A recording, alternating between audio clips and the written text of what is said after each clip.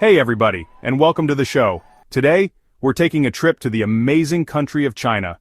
China is a country full of rich traditions, some of which might surprise you. Today, we're diving into the strangest and most fascinating customs in China. Alright folks, first up, let's talk about food. We've all heard of century eggs, right? I mean, they're kind of famous for being, well, different. But hold on to your chopsticks, because it gets even wilder. We're talking fried insects, people. Crickets, grasshoppers, you name it, they're probably snacking on it. And if you're feeling really adventurous, how about a nice bowl of bird's nest soup? It's made from the saliva of a specific type of bird, and apparently, it's supposed to be good for you. Okay, this next one is a little spooky, I gotta warn you. In some parts of China, they practice something called ghost marriages. Imagine this. You've got a single person who passes away, and their family doesn't want them to be lonely in the afterlife. So, they find another deceased single person and arrange a marriage. They have a whole ceremony and everything. Alright, sports fans, forget about basketball and football, because in China, they've got toe wrestling. Two people lock toes and try to pin each other down. And if you think that's wild, hold on to your hats because they also have firewalking ceremonies. People walk barefoot across a bed of hot coals, and guess what? They say it doesn't even hurt. Chapter 4. Professional Mourners, Tears for Hire. So, picture this. You're at a funeral, right? And suddenly, you see a group of people you've never seen before, wailing and crying their eyes out. Nope, they're not long-lost relatives, they're professional mourners. That's right, in China you can hire people to come to your loved one's funeral and cry for you.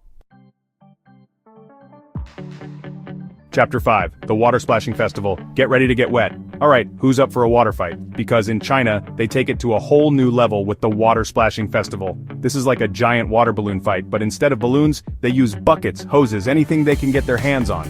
It's all in good fun, and it's supposed to wash away bad luck and bring good fortune for the coming year.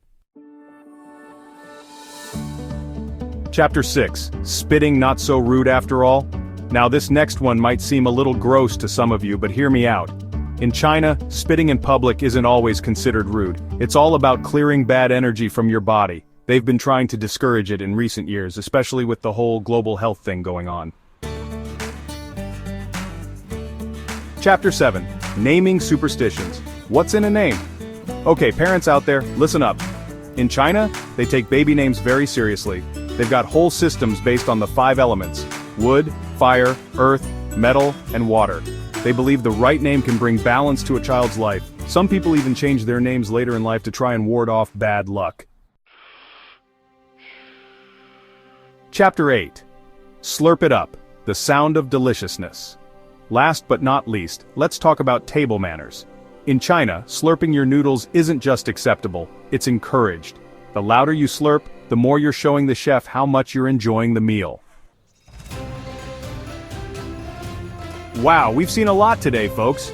From century eggs to ghost marriages, China sure knows how to keep things interesting. I don't know about you, but I've learned a ton about this amazing culture. Thanks for watching, everybody. Don't forget to like, subscribe, and hit that notification bell so you don't miss out on more awesome content. See you next time.